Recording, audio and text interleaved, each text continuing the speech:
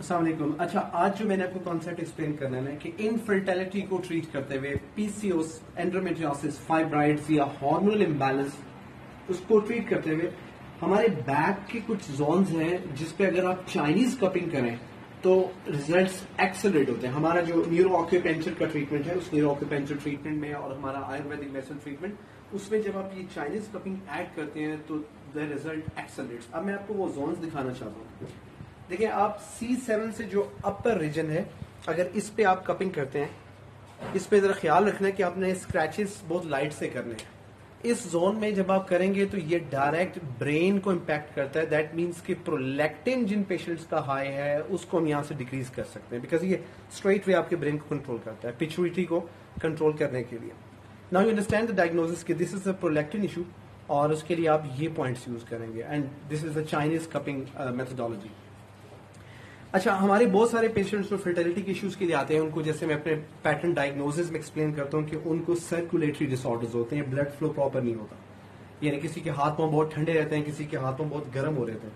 उसको आप ये C7 से बल्कि C7 नहीं, T1 से लेकर T6 तक का जो जोन है उसमें ट्रीट करेंगे और ये एग्जैक्टली स्पाइन के ऊपर। And you will find out the points, particular points जहां पर अगर ब्लड स्टेग्नेशन है तो वो आपके सर्कुलेटरी डिसऑर्डर को फिक्स करें। लेट मी शो यू कि क्या ब्लड स्टेग्नेशन से क्या मुराद दे रहा हूँ। लेट से हम यहाँ पर ड्राई कपिंग करते हैं, बल्कि वैक्यूम बनाते हैं आई वुड से, और फिर स्किन के कलर को ऑब्जर्व करेंगे। Is getting reddish.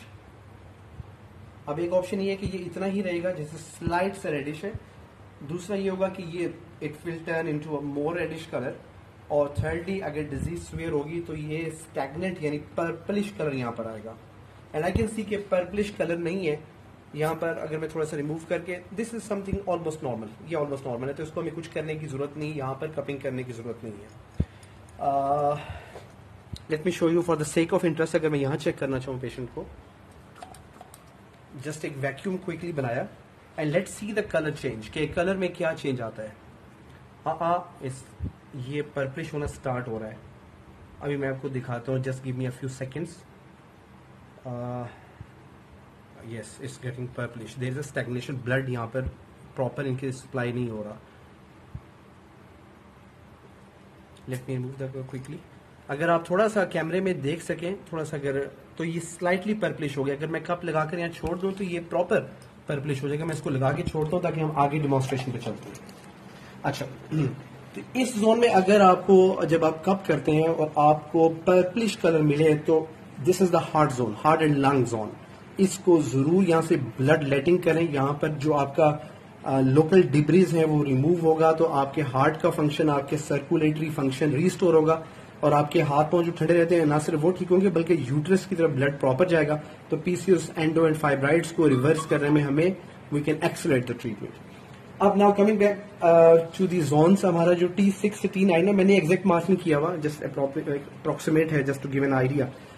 यहाँ पर हमारा लिवर जोन होता है कि अगर यहाँ पर हम ड्राई कप करते हैं और पेशेंट का कलर पर्पलिश हो जाता है इस जोन में, दैट मीन्स कि पेशेंट को लिवर डिसऑर्डर भी है। ये इस जोन में करेंगे तो ये लिवर डिसऑर्डर है। लिवर डिसऑर्डर का मतलब पेशेंट को blotting, gas, constipation, mood irritation, ये चीजें होंगी पेशेंट को, या मस्कुलर वीकनेस रहेगी। तब आप यहां से जब ब्लड लेटिंग कर देंगे तो लिवर नॉर्मलाइज होगा। जब लिवर नॉर्मलाइज होगा तो आपकी इनफर्टिलिटी, पीसीओएस, फाइब्राइड्स रिवर्स होना शुरू हो जाएंगे। नाउ T9 से T12, तो this is a spleen zone, again is for your digestion. अगर आपको एसिडिटी रहती है, ऐसी कोई प्रॉब्लम है तो वो हमें यहाँ पर, मैं जैसे अब ये दिखाता हूँ। Now look into camera. अगर ये थोड़ा सा कैमरे में शायद कलर नजर ना आए, purplish, okay let me leave it, ये पर्पलिश होना शुरू हो जाता है जिससे पता लग रहा होता है यहाँ पर ब्लड सप्लाई पेशेंट की स्टैग्नेंट है, प्रॉपर नहीं है। ओके, अगर हमारा अगेन बैक पे T9 टू T12 स्प्लीन, आपके डाइजेस्टिव प्रॉब्लम, आपकी एसिडिटी, आपकी इवन डायबिटीज, उसके लिए दिस जोन T9 से T12 is very important. Coming down, आपका T12 से जो लंबर रीजन है, this is for your kidneys, this is for your hormones, आपके हार्मोन इम्बैलेंस के लिए, आपका फ्लाइट एंड फाइट रिस्पॉन्स यानी कॉर्टिसोल मैनेजमेंट के लिए this zone is very important. अगर थोड़ा सा कप के अंदर आप दिखा सकें तो इसको पर्पलिश शेड नजर भी आ रहा है कि वो पर्पलिश होना शुरू हो गया, that means there is a blood stagnation. इसको कुछ देर यहाँ छोड़ेंगे इसी तरह से, उसके बाद इसको स्क्रैचिंग करके यहाँ से ब्लड लेटिंग करेंगे तो आपकी यहाँ से डिटॉक्सिफिकेशन हो जाएगी, टिश्यूज हील होना शुरू होंगे, ब्लड सर्कुलेशन रिस्टोर करेगी और डिजीज रूट कॉज पॉइंट से रिवर्स होने लग जाएगी। तो बेसिकली मैं आपको दिखाना ही चाह रहा हूँ कि इनफर्टिलिटी के ट्रीटमेंट में बैक में डिफरेंट जोन्स होते हैं and this is not the ordinary cupping. जो आम कपिंग मार्केट में लोग करते हैं ये वो कपिंग नहीं है, दिस इज चाइनीज कपिंग, जिसमें हम एक root cause diagnosis and root cause treatment की बात कर रहे हैं। हमारे न्यूरो ऑक्यूपेंचर ट्रीटमेंट के साथ जब ये चाइनीज कपिंग ऐड होती है और हमारी आयुर्वेद मेडिसिन ये चाइनीज हर्ब्स, तो ये तीन चीजों का combination that makes a very wonderful combination, जिससे हमें फिर डिजीज को root cause point of view से रिवर्स करने में बहुत हेल्प होती है। Hopefully this explains well.